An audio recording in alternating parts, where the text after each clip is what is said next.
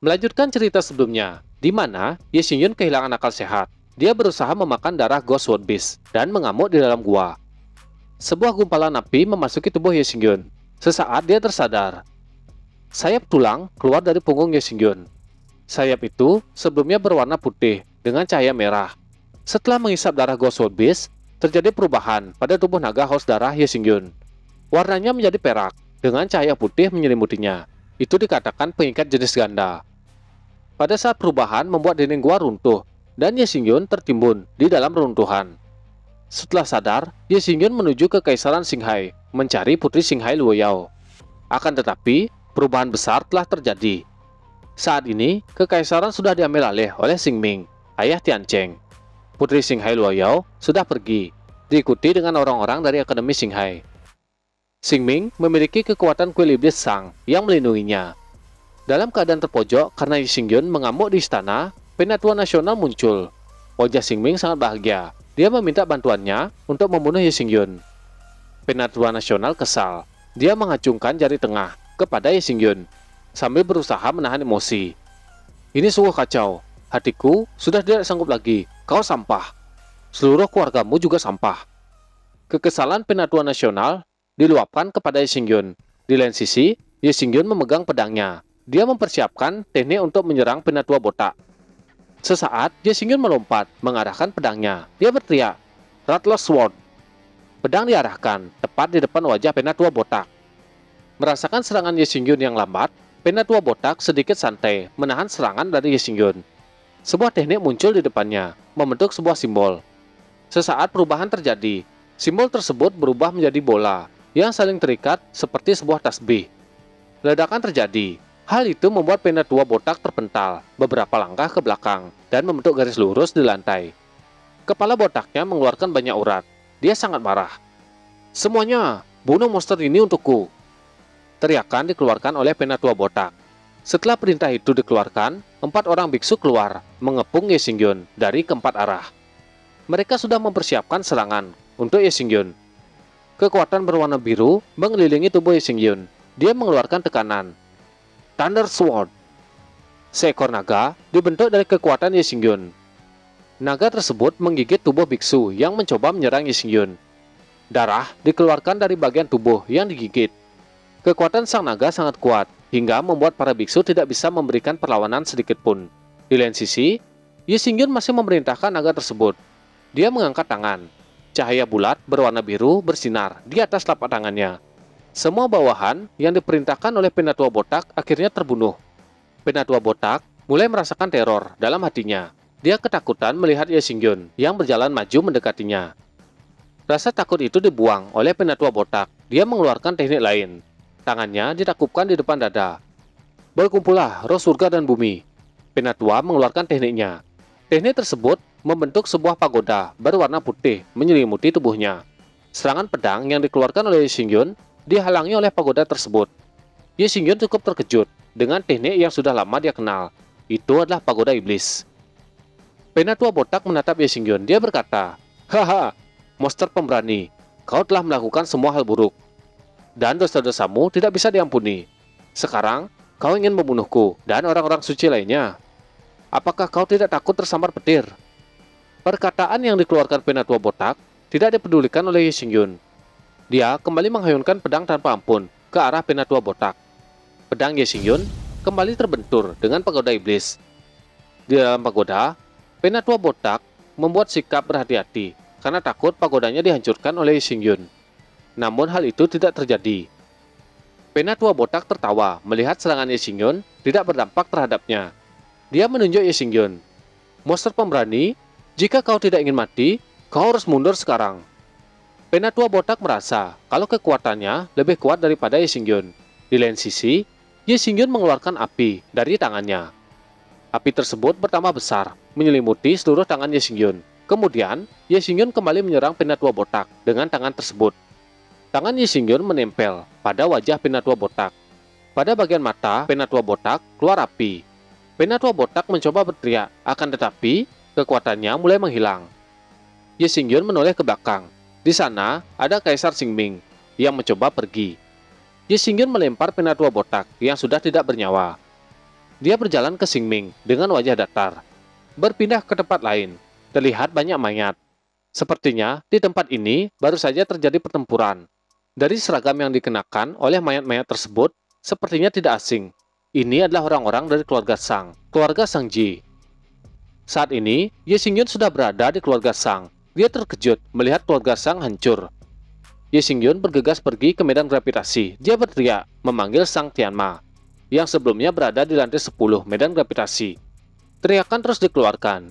Di sekeliling medan gravitasi, juga terdapat banyak mayat, anggota keluarga Sang. Ye Xingyun terus berteriak memanggil Sang Tianma, akan tetapi tidak ada jawaban. Di saat yang sama, Ye Xingyun mendengar suara seseorang yang masih hidup. Hal itu membuatnya terkejut. Dia menoleh ke sumber suara. Orang tersebut bangun dan memanggil nama Ye Xingyun. Dengan cepat, Ye Xingyun menghampirinya. Dia menopang tubuh orang tersebut. Sambil memberikan pil, Ye Xingyun bertanya, apa yang sebenarnya terjadi dengan keluarga Sang? Ye Xingyun juga menanyakan di mana Gaodong dan Sang Ji. Kekuatan dikeluarkan oleh Ye Xingyun untuk menyembuhkan luka-luka yang dialami oleh pria tersebut. Pria itu menjawab pertanyaan Ye Xingyun. Dia mengatakan kalau Gaodong dan Sang Ji dibawa oleh keluarga Murong dan sekelompok orang yang mengaku sebagai orang dari Benteng Bahuang. Melihat kondisi yang sudah membaik, Ye Xingyun menyuruh orang tersebut beristirahat serta memulihkan diri dengan pil yang sebelumnya dia berikan. Ye Xingyun kembali mengeluarkan beberapa botol pil mujarab. Dia meminta pria tersebut memberikan pil mujarab kepada orang-orang yang terluka. Pria tersebut berharap kalau Ye Xingyun bisa menyelamatkan Gaodong dan Sang Ji. Berpindah ke tempat lain, terlihat seorang pria berada di depan pintu. Pria itu berteriak, jika bukan karena kau, bagaimana mungkin aku kehilangan tangan kanan? Jika bukan karena kau, bagaimana mungkin tanganku diambil oleh bajingan itu untuk berurusan dengan Raja Iblis? Pria ini adalah Murong Yuan. Sebelumnya, dia diberikan tangan oleh Puet Plim, dan kemungkinan saat berurusan dengan Raja Iblis Guini, Puet Plim mengambil kembali tangan tersebut. Dia masih berteriak, bajingan sampah, jika kau belum mati, aku akan membunuhmu sekarang juga. Di belakang Murong Yuan, terlihat seseorang mendatanginya. Amarah Murong Yuan masih meluap-luap. Dia belum menyadari seseorang datang. Murong Yuan kembali berteriak, jika kau tidak muncul, aku akan memegang tanganmu dan menumpukannya. Aura pembunuh meluap-luap keluar dari tubuh Murong Yuan. Setelah sangat dekat, Murong Yuan akhirnya merasakan seseorang yang datang. Dia menoleh ke belakang. Kau siapa? Orang yang datang adalah Ye Xingyun. Dengan wajah suram, dia mendekati Murong Yuan dan memberikan bogem kepada Murong Yuan hingga giginya copot. Murong Yuan terbang, terpental menabrak bangunan yang ada di depannya. Ye Xingyun melesat, memasuki tempat di mana Murong Yuan terpental. Gerakan Ye Xingyun sangat cepat. Kekuatan yang aneh menyelimuti kaki Ye Xingyun. Saat ini Murong Yuan belum mendarat, dia masih terbang melayang. Akan tetapi, Ye Xingyun sudah tiba. Dia bergerak dengan sangat cepat. Cakar tangan dipersiapkan di atas tubuh Murong Yuan.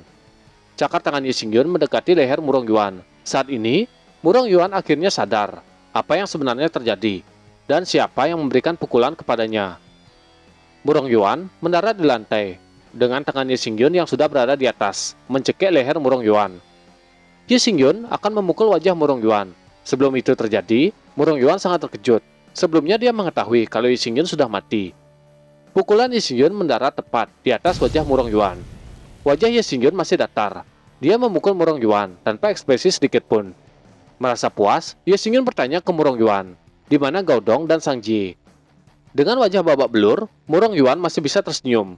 Dia menatap Ye Xingyun yang sangat gelisah. Kau ingin tahu keberadaan temanmu? Murong Yuan pun mengoceh. Mendengar ocehan Murong Yuan, Ye Xingyun menutup matanya. Di lain sisi, Murong Yuan terus mengolok-olok Ye Xingyun. Dia tidak mau mengatakan keberadaan Gaodong dan Sang Ji. Sesaat, Ye Xingyun menatap Murong Yuan. Dia berkata, sungguh, teknik Sky Eye dikeluarkan oleh Ye Xingyun. Dia kembali menanyakan di mana Sang Ji dan Gaodong. Akhirnya, dengan teknik tersebut, Murong Yuan mengatakan bahwa Gaodong dan Sang Ji dibawa pergi oleh Tuan Muda Benteng Bahuang. Karena itu, dia tidak tahu di mana mereka sekarang. Murong Yuan juga mengatakan kalau Ye Xingyun bisa bertanya kepada saudara Tuan Muda. Orang tersebut menyiksa para jenius kota Xinghai di jalan utama Xinghai. Jiwa Murong Yuan dikeluarkan oleh Ye Xingyun. Saat ini, jiwanya berada pada api dalam genggaman Ye Xingyun. Murong Yuan ketakutan mengetahui apa yang dilakukan oleh Ye Xingyun dengan jiwanya. Dia berteriak ketakutan. Api iblis milik Ye Xingyun melahap jiwa Murong Yuan. Dalam kobaran api tersebut, Murong Yuan meminta Ye Xingyun menghentikannya. Akan tetapi, Ye Xingyun tidak menghiraukan. Api tersebut terus melahap jiwanya. Saat ini, tubuh Murong Yuan terdiam. Itu adalah tubuh kosong tanpa jiwa. Di samping, Ye Xingyun termenung menatap ke depan. Dia bergumam, jalan utama Xinghai. Saat ini, kediaman keluarga Murong tidak memiliki penghuni. Semua orang yang ada di sana sudah dibantai oleh Ye Xingyun. Berpindah ke tempat lain. Seorang pria memegang dada, tubuhnya dipenuhi dengan luka. Orang di depannya berkata, apakah hanya segini kekuatan jenius dari kota Xinghai? Bagaimanapun setelah 5 hari, kalian semua akan menjadi tak tersentuh di negara Shaoku. Orang yang berbicara ini sangat angkuh. Dia berpakaian mewah dengan rambut berwarna oranye. Pria itu kembali berkata, siapa lagi orang jenius di sini? Cepat keluar. Pria berambut oranye menunjuk ke orang-orang yang ada di sana. Jari telunjuknya diarahkan ke seorang pria tua yang sudah tidak berdaya. Pria tua itu bertanya, apakah Anda menunjuk saya? Pria oranye mengubah arah telunjuknya. Dia menunjuk ke seorang gadis kecil, anak dari si pria tua. Pria berambut oranye mengatakan, kalau mereka berdua akan dibunuh. Hal itu membuat pria tua sangat khawatir dengan anaknya dan menyuruh anaknya segera pergi. Saat ingin membunuh, seseorang berkata, apa kau pikir kau itu kuat? Perkataan itu membuat pria berambut oranye menoleh ke samping. Dia melihat siapa yang berani berbicara lancang kepadanya. Orang itu adalah Ye Xingyun. Dia sudah tiba. Ye Xingyun kembali berkata, apakah kau hanya ingin pamer kepada orang-orang? Menunjukkan kalau tingkat kultivasimu lebih baik. Apakah kau belum pernah melihat seseorang dengan basis kultivasi yang kurang atau lebih baik darimu? Sungguh menjadikan. Menurut pendapatku, kau 10 kali lebih lemah dari pria tua ini. Kau hanyalah seekor semut. Perkataan Ye Xingyun membuat pria berambut oranye tersenyum. Dia mengatakan kalau Ye Xingyun adalah orang bodoh. Setelah itu, pria berambut oranye melompat ke atas genteng. Dia berkata, aku harap kau dapat bertahan selama beberapa menit. Pria oranye melompat ke langit. Kekuatan berwarna-warni menyelimuti tubuhnya. Ye Xingyun yang melihat itu menyadari kalau pria tersebut memiliki jiwa bela diri tipe api. Kekuatan dilepaskan oleh pria berambut oranye. Dia berteriak, matilah kau! 2 bola api raksasa keluar dari tangan pria oranye. Serangan itu mengarah ke tempat Ye Xingyun berada. Bola api semakin mendekat ke tubuh Ye Xingyun. Akan tetapi, Ye Xingyun masih terdiam menatapnya. Dengan satu jari, bola api langsung diisap oleh Ye Xingyun. Hal itu sangat lucu. Wajah Ye Xingyun tidak terlalu mempedulikan serangan tersebut. Di lain sisi, pria berambut oranye sangat panik. Jiwa bela diri apinya diserap oleh Ye Xingyun. Ye Xingyun bergumam, api jenis apa yang tidak bisa aku tangani? Dia masih terus mengisap api tersebut. Pria oranye yang melihat itu tidak tinggal diam. Dia melompat, berusaha mengambil kembali jiwa bela diri yang diisap oleh Ye Xingyun. Ye Xingyun tidak tinggal diam. Dia melompat ke depan pria oranye. Dengan wajah menyeramkan, Ye Xingyun bersiap menyerang. Pria oranye sangat terkejut dengan kedatangan Ye Xingyun yang sangat tiba-tiba. Kekuatan api yang sebelumnya diserap dikembalikan oleh Ye Xingyun ke arah pria oranye, yang menyebabkan api itu mendarat di atas tubuh pria oranye. Ye Xingyun berteriak, aku kembalikan api milikmu. Api masih terus berkobar. Lama-kelamaan, kobaran itu semakin memudar. Wajah pria oranye memucat. Tubuhnya dipenuhi dengan luka bakar dan keringat. Dia mengatakan kalau dirinya adalah Pangeran Shao Guo. Akhirnya, kita mengetahui namanya. Ye Xingyun bertanya kepada Shao Guo, di mana Gaodong dan Sang Ji. Shao Guo mengatakan kalau mereka berdua dibawa pergi oleh saudaranya. Setelah mengatakan informasi yang diinginkan Ye Xingyun, Shao Guo meminta Ye Xingyun melepaskannya. Dengan sikap Ye Xingyun, dia tidak akan melepaskan orang yang telah menyakiti saudaranya. Telapak tangan diarahkan oleh Ye Xingyun di depan wajah Shao Guo. Di saat yang sama, seseorang berteriak menghentikan Ye Xingyun. Wajah Shao Guo gembira. Dia mengetahui kalau saudaranya sudah datang. Ye Xingyun juga menoleh ke arah tatapan Shao Guo. Seorang pria dengan rambut yang sama dengan Shao Guo datang menunggangi kuda. Terdapat 2 orang yang mendampinginya. Pria oranye itu menunjuk ke Ye Xingyun. Di lain sisi, wajah Shao Guo sangat senang. Akan tetapi, tangan Ye Xingyun masih berada di depan wajahnya. Saudara Shao Guo yang baru datang ini bernama Shao Gang. Dia adalah tuan muda benteng Bahuang. Salah satu bawahan dari Shao Gang menyuruh Ye Xingyun melepaskan Shao Guo dalam waktu 3 detik. Belum selesai mengatakan ancaman, Ye Xingyun sudah mengeluarkan teknik. Ujung jari Ye Xingyun mengeluarkan sinar. Itu diarahkan ke tempat di mana jantung Shao Guo berada. Akhirnya, Shao Guo dibunuh oleh Ye Xingyun. Kemudian Ye Xingyun berbalik menatap orang yang sebelumnya memberikan ancaman. Ye Xingyun mengembalikan ancaman yang diberikan kepadanya. Hal itu membuat bawahan Shao Gang marah. Bawahan Shao Gang ini berada di alam buhang lapisan pertama. Dia mengeluarkan sebuah teknik.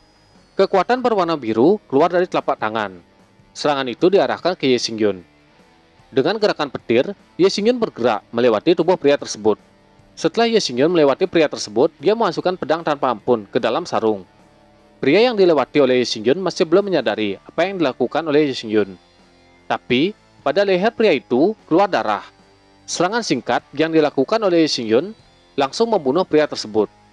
Di lain sisi, seseorang berteriak ke Ye Xingyun, membunuh Pangeran Shao Guo dan Wakil Kapten Shao. Itu kejahatan yang sangat besar. Bawahan Shao bergerak maju, menyerang Ye Xingyun. Kilatan petir menyelimuti pedang Ye Xingyun. Ye Xingyun memegang gagang pedang. Dari petir tersebut, klon jiwa Ye Xingyun melesat maju, menyerang bawahan Shao. Tebasan demi tebasan dilepaskan. Para bawahan Shao tidak dapat melawan klon petir Ye Xingyun. Setelah semua bawahannya mati, Ye Xingyun menatap Shao Gang, yang masih duduk di atas kuda. Tatapan Ye Xingyun membuat Shao Gang mengeluarkan keringat dingin. Seorang bawahan yang duduk di atas kuda dengan rambut merah, dia turun dari kuda. Orang ini berada di alam buhang lapisan kedua. Dia berkata ke Ye Xingyun, kalau tuan mudanya tidak perlu mengambil tindakan untuk melawan sampah sepertinya. Orang tersebut maju menyerang Ye Xingyun. Dia menggunakan Thunder Sword. Dengan santai, Ye Xingyun menangkis serangan dari pria rambut merah. Melihat pedang si pria rambut merah, Ye Xingyun menyadari kalau itu adalah pedang buatan. Melihat serangannya bisa ditangkis dengan mudah, pria berambut merah terkejut. Dia mundur. Ye Xingyun yang melihatnya mundur, dia mengeluarkan teknik Rattlesnake Sword. Setelah itu, Ye Xingyun mengeluarkan teknik Sword Shadow. Kekuatan berputar mengelilingi pria berambut merah. Hal itu membuatnya lebih waspada dengan serangan Ye Xingyun. Pria berambut merah membuat pedang buatan pada tangan kiri. Dengan cepat, teknik Ye Xingyun ditebas. Pria itu benar-benar meremehkan teknik yang dikeluarkan oleh Ye Xingyun. Dia terus menebas teknik Sword Shadow milik Ye Xingyun dan mengatakan kalau teknik tersebut adalah sampah. Teknik Ye Xingyun masih belum berakhir. Teknik tersebut masih terus muncul di sekitar pria berambut merah. Dia tidak menyangka kalau teknik Ye Xingyun tidak sesederhana itu. Akhirnya, pria berambut merah diledakkan oleh teknik Sword Shadow milik Ye Xingyun. Di lain sisi, Tuan Muda Shao Gang melihat Ye Xingyun mendekat ke arahnya, dia berkata, jangan khawatir, kau telah membunuh begitu banyak orang yang terkenal di negara Shao. Semua orang yang memiliki hubungan denganmu akan dibunuh. Ye Xingyun menjawab, ku beri kau dua pilihan. Pertama, lepaskan Sang Jie dan Gaodong, lalu kau bisa pergi. Dan yang kedua, kau mati. Ye Xingyun mempersiapkan transformasi tubuh naga haus darahnya. Sisi emas mulai keluar di bagian leher dan bagian dagu. Tangan kanannya juga berubah. Shao Gang tertawa mendengar ancaman dari Ye Xingyun. Dia juga tertawa mengetahui Ye Xingyun adalah teman dari kedua orang itu. Shao Gang mengeluarkan jiwa bela diri, Blood Skull. Tengkorak merah darah keluar di belakangnya. Dia mengatakan kalau Gaodong dan Sang Jie sudah dibawa ke benteng Bahuang oleh orang-orangnya. Dan Ye Xingyun tidak akan bisa melihat mereka lagi. Wajah Ye Xingyun menjadi suram. Dia mengatakan kalau pilihan pertamanya tidak berlaku. Jadi Ye Xingyun akan memberikan pilihan keduanya, yaitu mati. Shao Gang mengatakan kalau Ye Xingyun lah yang tidak mengetahui situasi.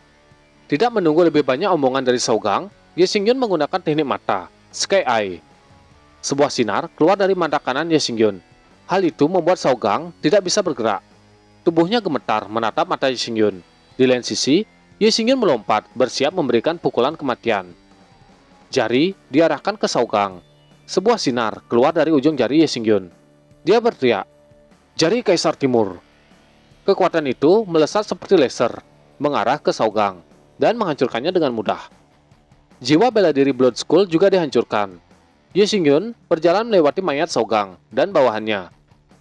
Orang-orang yang menyaksikan kekuatan Ye Xingyun benar-benar terkejut kalau satu orang bisa membunuh semua orang-orang Zhao. Sebelum pergi, Ye Xingyun menoleh ke salah seorang untuk menanyakan arah menuju negara Zhao. Berpindah ke istana negara Zhao, terlihat sebuah bangunan megah dengan halaman yang luas. Seorang wanita bersujud di depan kaisar dan ratu. Kaisar dan ratu ini merupakan ayah dari Shao Guo.